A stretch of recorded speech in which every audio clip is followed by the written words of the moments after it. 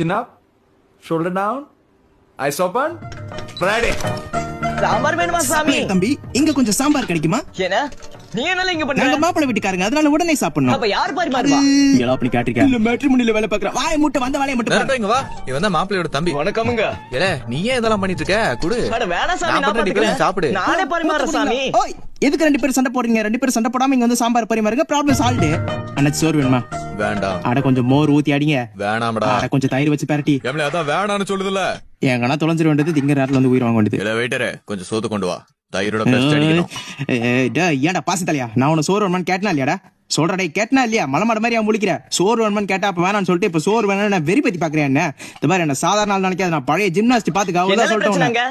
Partner அவன் கிட்ட நான் சோறு வேணுமான்னு கேட்டப்பல வேணாம் பூம்பு மாட மாதிரி தலையாட்டிட்டு இப்ப நான் போக விட்டு சோறு கேட்டு வெறி பத்தி பாக்குறான்.